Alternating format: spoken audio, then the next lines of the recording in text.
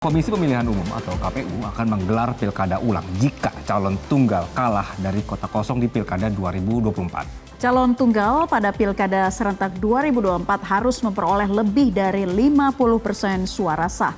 Jika tidak, daerah tersebut dipimpin oleh penjabat sementara.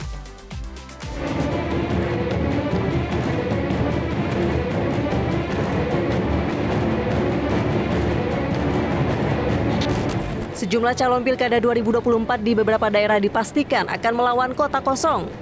Mereka menjadi calon tunggal yang tidak mempunyai lawan tanding.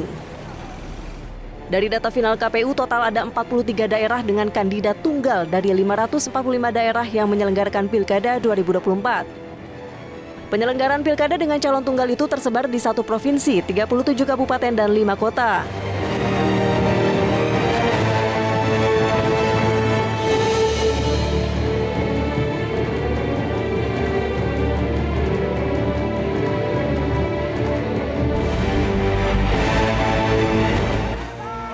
Untuk memperkecil jumlah pertarungan calon melawan kota kosong, KPU pun memperpanjang masa pendaftaran calon kepala daerah di 43 daerah itu.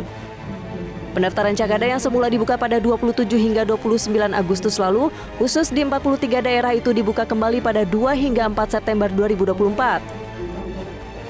Ketua Divisi Teknis KPU Idam Holik menyatakan ketika calon tunggal kalah, sesuai ketentuan pasal 54D ayat 3 Undang-Undang Nomor 10 Tahun 2016, ada pilkada ulang yang bisa diselenggarakan pada tahun berikutnya atau sesuai dengan jadwal 5 tahun sekali.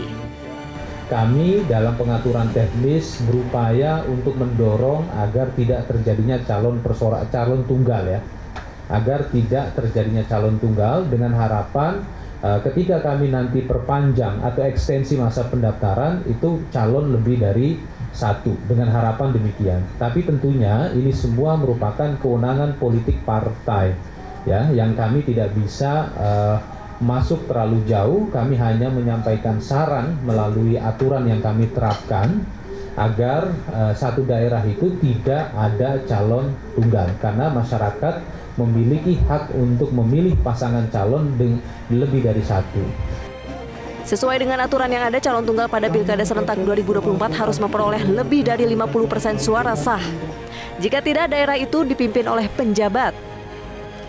Memang kalau kota kosong gitu ya, terutama calon tunggal itu tidak melampaui 50% plus, saya kira memang ke depan pemenangnya adalah kota kosong.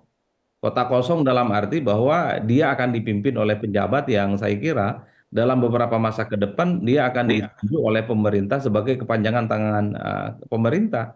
Ini yang saya kira tinggal kita cek apakah 43 ya yang melawan kota kosong ini justru tidak melampaui 50% plus itu. Karena ini tentu akan menjadi satu tantangan yang menurut saya tidak main-main. Karena untuk mencapai perolehan suara 50% itu bukan perkara gampang. Putusan Mahkamah Konstitusi soal ambang batas pencalonan pada Pilkada 2024 berhasil menekan terjadinya pilkada hanya dengan 1 pasang calon. Namun penurunan itu rupanya belum terlalu signifikan. Iya, kalau kita lihat putusan Mahkamah Konstitusi sebenarnya kontribusi menekan calon tunggal, walaupun itu lebih terasa dampaknya di tingkat provinsi.